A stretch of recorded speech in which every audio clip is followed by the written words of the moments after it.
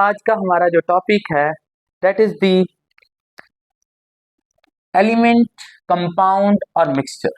Next topic, हमने states of matter discuss कर लिया था। Next topic is element, compound and mixture.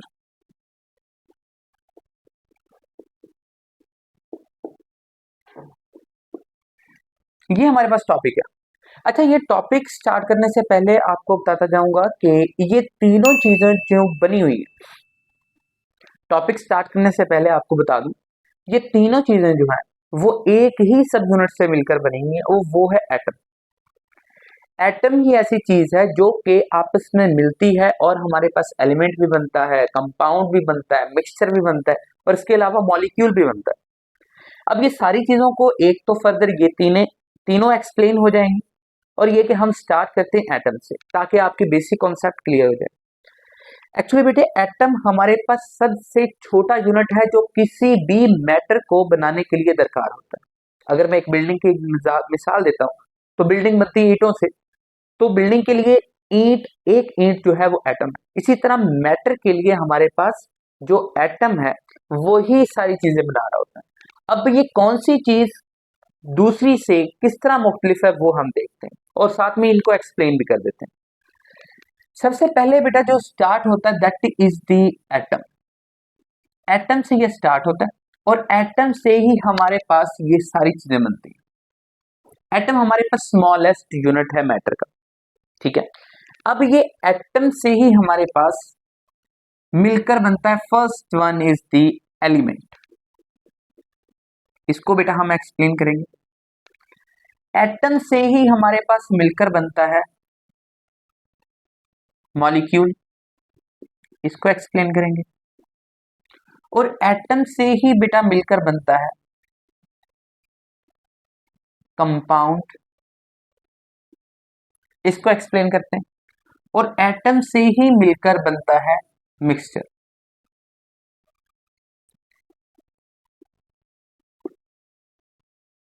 ये हमारे पास थोड़ा सा बेटा वास्ट टर्म आ जाती है मिक्सचर की फॉर्म में, लेकिन ये तीनों चीजें एलिमेंट, मॉलिक्यूल, कंपाउंड, ये तीन चीजें तो हम एक्सप्लेन करेंगे कि किस तरह एटम से मिलकर बनती है।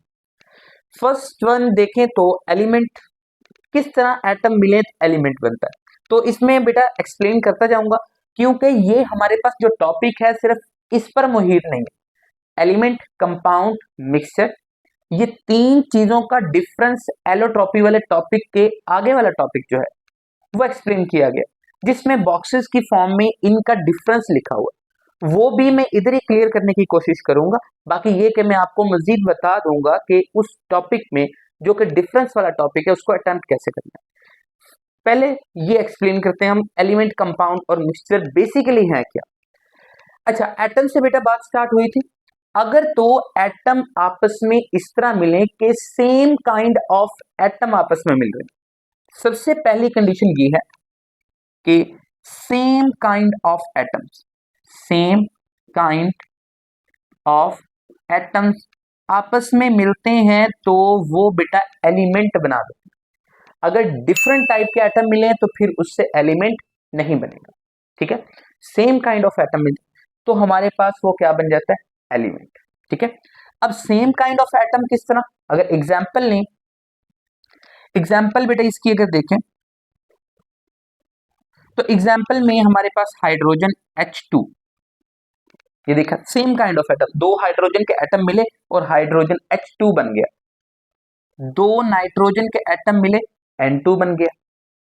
दो ऑक्सीजन के एटम मिले, O2 बन गया। ये हमारे पास बेटा एलिमेंट है, सिंगल फॉर्म में भी एग्जिस्ट करता है, जैसे कि noble gases, helium just one atom है, ये एक एलिमेंट भी है। आर्गॉन जस्ट वन एटम, एक एलिमेंट भी है। उसके बाद अगर बेटा बात करें एलिमेंट की टाइप्स की, ये जस्ट मैं एलिमेंट को ही एक्सप्लेन कर रहा हूं। एलिमेंट की बेसिक शर्त बेटा ये है कि सेम काइंड ऑफ एटम। उसके बाद इसके ना टाइप्स दो तरह से हम एक्सप्लेन करते हैं। टाइप्स इसकी दो तरह से एक्सप्लेन करते हैं। वो एक तो बेटा है इसमें फिजिकल स्टेट की बेस पर, फिजिकल स्टेट की बेस पर, फिजिकल स्टेट तभी हालत जो हमें नजर आती है। दूसरी बेटा हमारे पास है मेटेलिक करैक्टर की बेस पर, मेटेलिक करैक्टर की बेस पर। दोनों को देखते हैं किस तरह।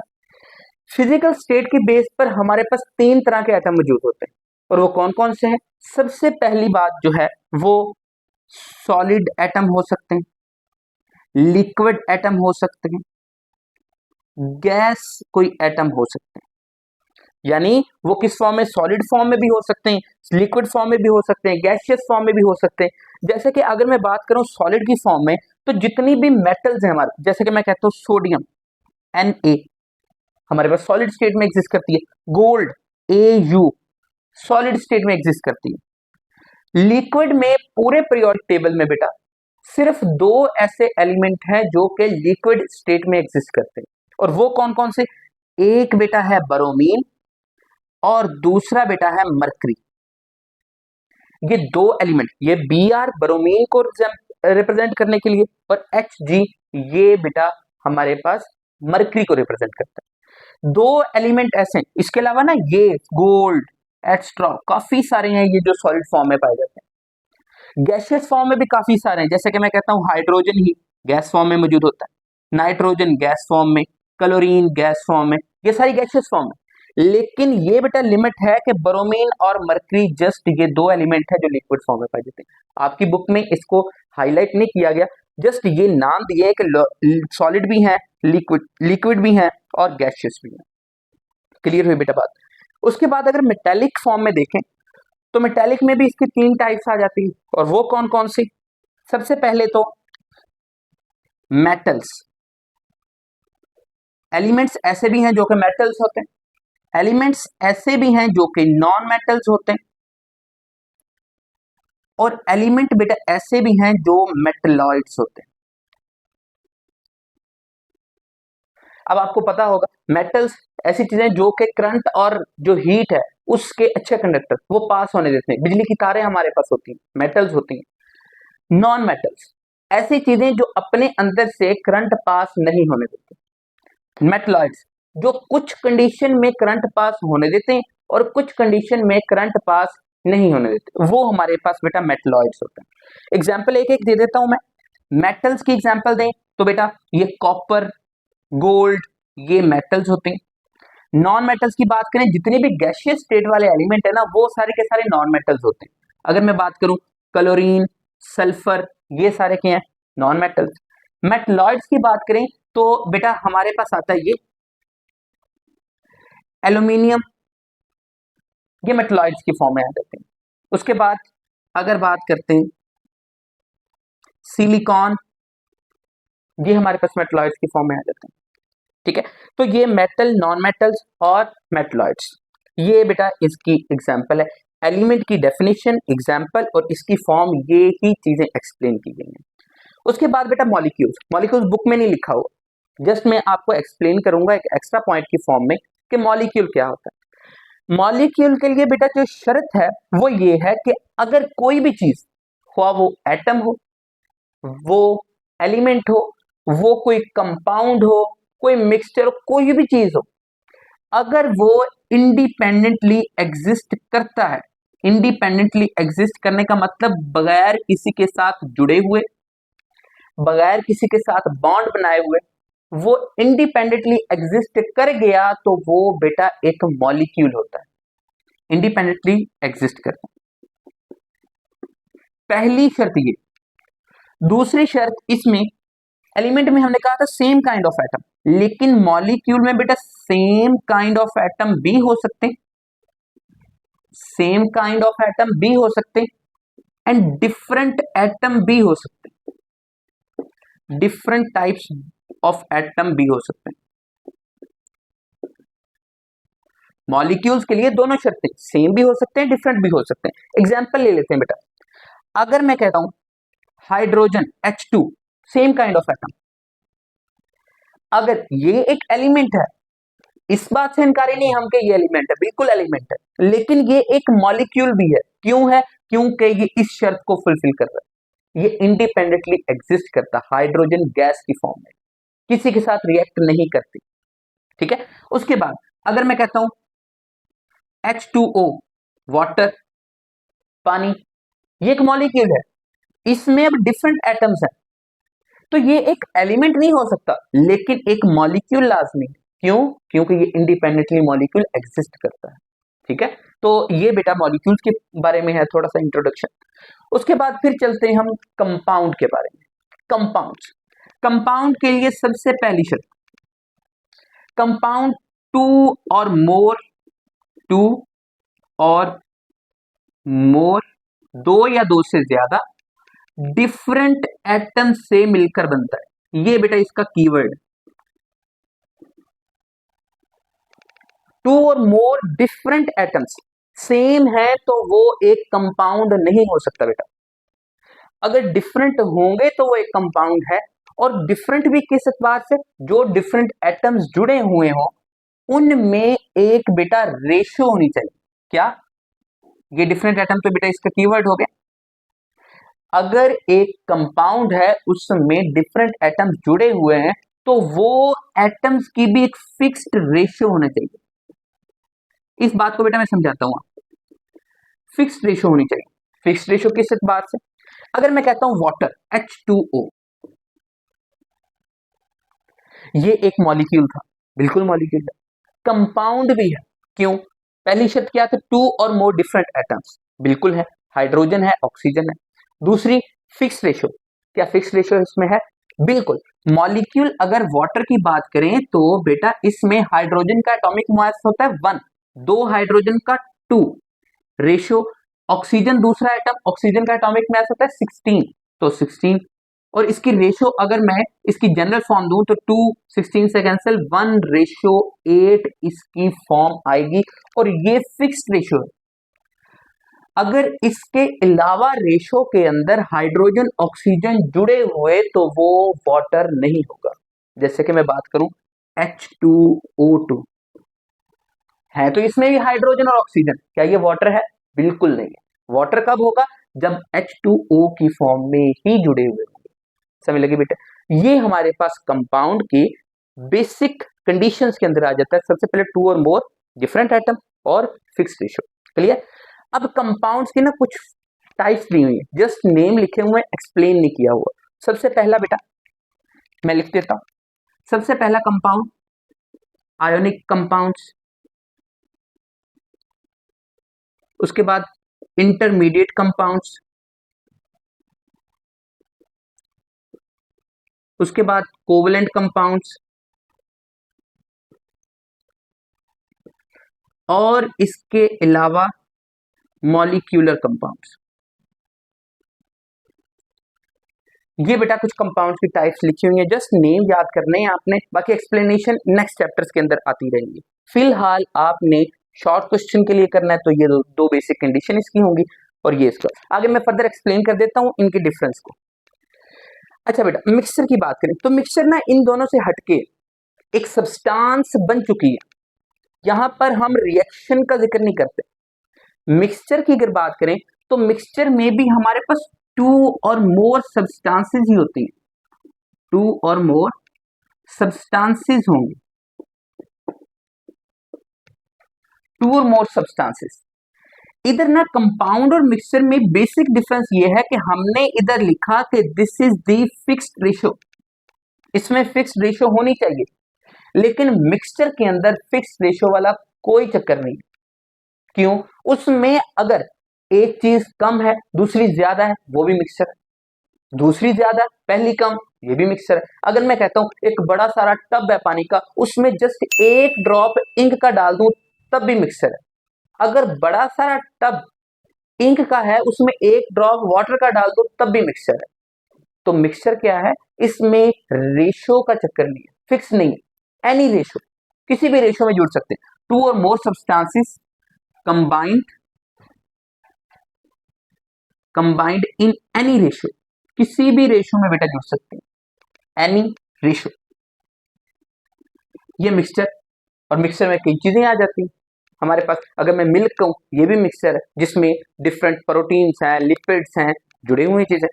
अगर मैं सिंपल कह दूं कि लेमोनेड, उसमें अगर लेमन जूस है, उसमें वाटर है, उसमें चीनी है, ये सॉल्यूशन एक मिक्सचर बन गया इसमें। अब ये मिक्सचर की बेटा अलग से टाइप्स एक्सप्लेन की गई। मिक्सचर की टाइप्स में सबसे पहली टाइप इसकी होमोजीनियस मिक्सचर।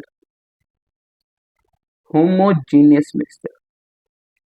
दूसरी इसकी टाइप हेट्रोजीनियस मिक्सचर।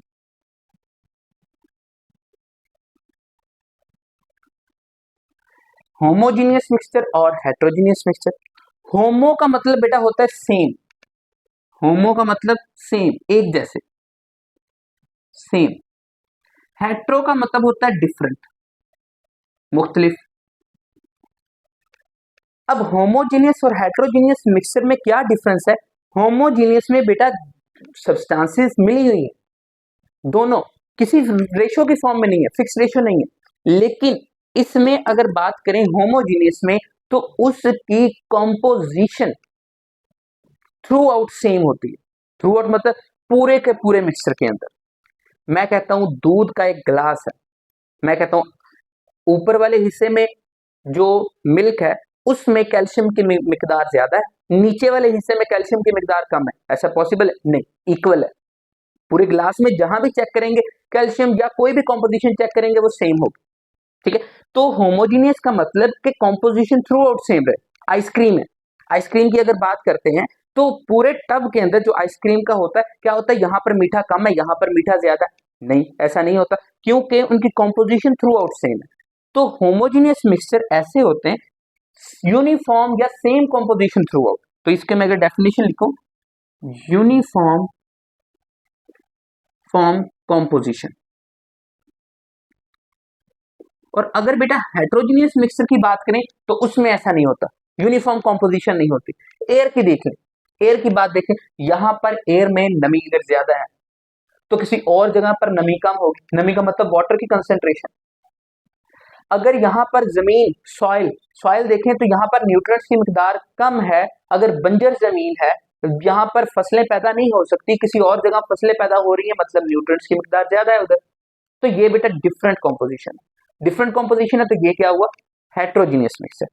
तो नॉन यूनिफॉर्म कॉम्पोजिशन लिखते हैं, non uniform composition. Non uniform composition, ये बेटा हमारे पास हेट्रोजीनियस। एग्जाम्पल लिख दें, होमोजीनियस जो मिक्सचर है उसकी अगर एग्जाम्पल लिखें तो मिल्क,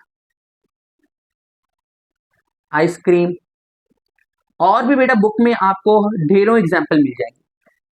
हेट्रोजीनियस की देखें तो इसकी एग्जाम्पल में सॉइल, इसकी एग्जाम्पल में एयर, ये बेटा हेट्रोजीनियस मिक्सचर की एग्जाम्पल हो जाएंगे। अब ये चार चीजें हैं हमारे पास, एलिमेंट, मॉलिक्यूल, कंपाउंड और मिक्सचर। ये मॉलिक्यूल मैंने अपनी तरफ से एडिशन की, ठीक है, क्योंकि इसी के साथ मिलता जुलता ये है, बुक में ये नहीं लिखा हुआ। जस्ट तीन, एलिमेंट, कंपाउंड और मिक्सचर। अगर वो तीनों पर किसी में भी शॉर्ट क्वेश्चन पूछ ले कि डिफाइन एलिमेंट, तो डेफिनेशन, एग्जांपल, साथ में इन केस अगर लॉन्ग क्वेश्चन आ जाता है या वो पूछता है, हाईलाइट करता है, तो फिर लिखने की जरूरत है, अदरवाइज इसको ना लिखें। कंपाउंड में बिल्कुल इसी तरह और मिक्सचर में भी इसी तरह। अच्छा बेटा, थोड़ी सी छोटी सी एक्टिविटी है कि वो कर लें। अगर मैं कहता हूं कि मेरे पास ये कुछ एलिमेंट लिखे हुए, जैसे मैं कहता हूं हाइड्रोजन है, O3 है, ओजोन इसको बोलते हैं बेटा, सल्फ्यूरिक एसिड है, वाटर है, और इसके अलावा मैं कहूं अमोनिया NH3 है। ये मेरे पास कुछ लिखे हुए, इसमें से हाईलाइट करना है कौन सा एलिमेंट है, कौन सा कंपाउंड है और कौन सा हमारे पास मॉलिक्यूल है। ठीक है, मिक्सचर भी कह सकते हैं, लेकिन ये कि मिक्सचर इसमें नहीं होगा। अब हाइड्रोजन देखें, हाइड्रोजन कंडीशन बेटा फुलफिल करते हैं, H2 same kind of atom, तो इसका मतलब ये एलिमेंट भी है। H2 इंडिपेंडेंटली एग्जिस्ट करता है, तो ये एक मॉलिक्यूल भी है। H2 डिफरेंट एटम नहीं है इसमें, इसका मतलब ये कंपाउंड नहीं है। ठीक है, O3 तीन एटम है, लेकिन सेम काइंड ऑफ एटम, तो ये एलिमेंट भी है, एग्जिस्ट कर रहा है, मॉलिक्यूल भी है। ठीक है, कंपाउंड नहीं है क्योंकि डिफरेंट एटम नहीं है। सल्फ्यूरिक एसिड इंडिपेंडेंटली एग्जिस्ट कर रहा है, लिहाजा ये एक मॉलिक्यूल है, क्योंकि मॉलिक्यूल में हमने पढ़ा डिफरेंट एटम्स भी हो सकते हैं। मॉलिक्यूल एक है, एक कंपाउंड भी है फिक्स रेशियो के साथ, लेकिन ये एक एलिमेंट बिल्कुल नहीं है, क्योंकि डिफरेंट एटम आ गए। वाटर डिफरेंट एटम, मॉलिक्यूल भी हुआ, कंपाउंड भी हुआ, लेकिन एलिमेंट नहीं हुआ। अमोनिया डिफरेंट एटम, कंपाउंड भी है, मॉलिक्यूल भी है, लेकिन एलिमेंट नहीं है। तो ये बेटा होप सो के आपको समझ आ जाए। ये 4 चीजें थी। शॉर्ट क्वेश्चन में भी पूछ सकता है, लॉन्ग क्वेश्चन में भी ये एलिमेंट, कंपाउंड और मिक्सचर पूछ सकता है। हर एक की हेडिंग देखकर आपने उसको एक्सप्लेन कर देना। ओके बेटा, थैंक यू सो मच।